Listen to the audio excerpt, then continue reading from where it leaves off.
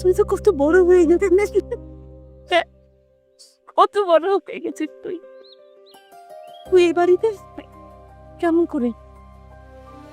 আমি এখন বড় হয়েছি না?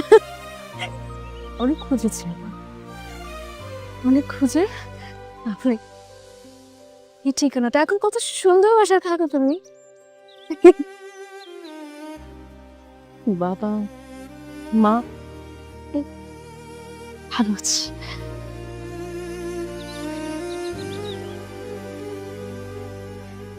আর তুই?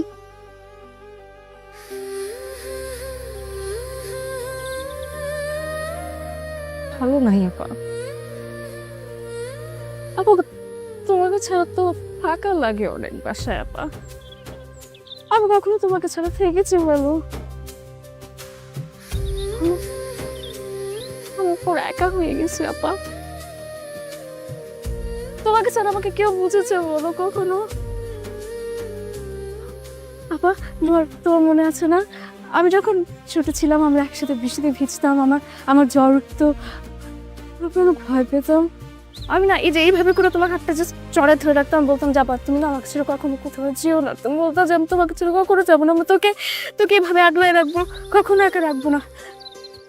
তুমি কিভাবে আমাকে একা রেখে চলে আসলো 10টা বছর? আপা চলো না আপা, সব ঠিক করে ফেলি। আপা বাবা মাও তো অনেক মিস করে জানো। চলো না আপা, সব ঠিক করে ফেলি।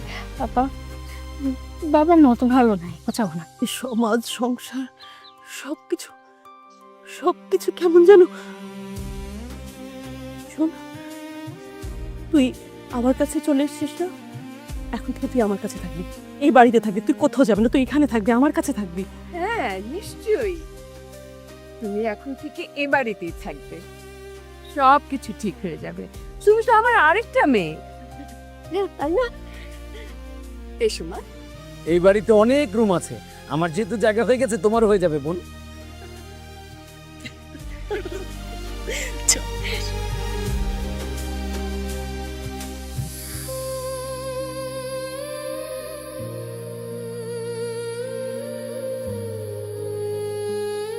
তুই এখন দেখবি কেমন করে আমি আমার সংসারটাকে সাজিয়েছি।